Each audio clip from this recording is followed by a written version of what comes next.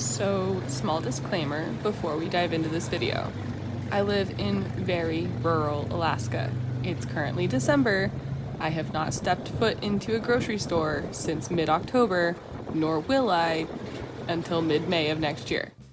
Please respect that this harvest is how we eat, and I take every step of harvesting an animal very seriously.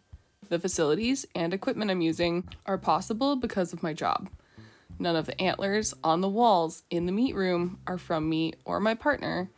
The collection in there has been added for over 30 years from many individuals.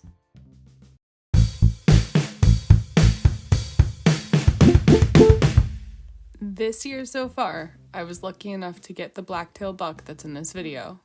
Like always, I was beyond humbled and excited to get a chance at a shot to fill the freezer. There are many ways to skin and process animals. By making this video, I am not claiming that this is the method. It is my current one. I have only processed a handful of animals and enjoy learning and transforming my ways based on new information. I learned several things since processing this animal even, and I will be implementing them in the next one. That aside, I consider myself very fortunate that I have always had help when hanging a deer.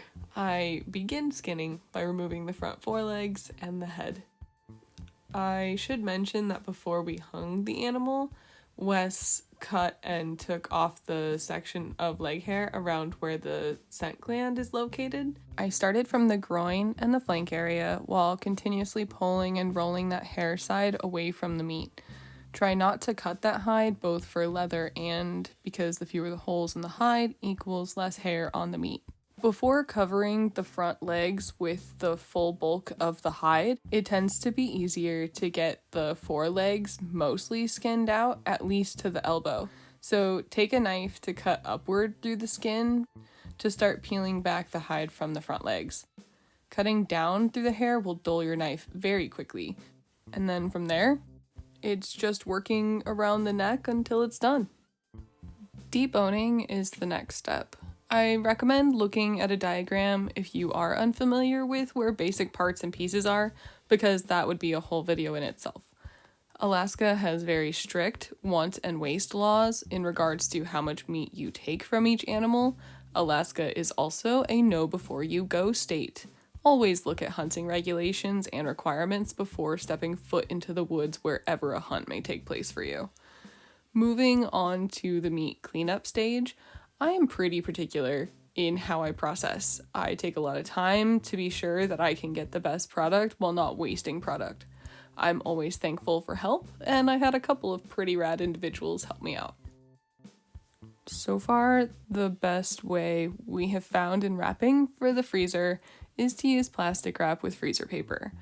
We tend to eat a bunch of roasts, stew meat, stir fry, and fajita-like meals, so I leave a bunch of the larger pieces whole. Small pieces go into bowls, ready to go into the grind. Everything gets labeled and dated, and I can get very detailed in my descriptions, or not, depending.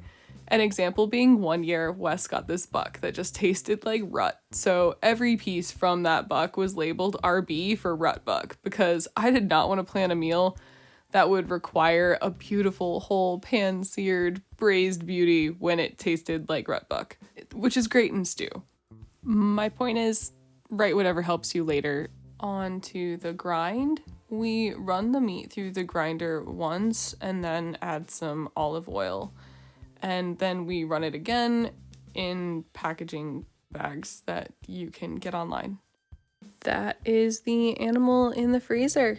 It has been enjoyed several times already. Well, that is it for this video. I hope you enjoyed watching the process. If you did, please hit that like button. And if you want to see more, please subscribe. Feel free to leave any questions or comments down below. I will respond in kind if the comment is kind. Stay inspired, everyone. Thank you for watching.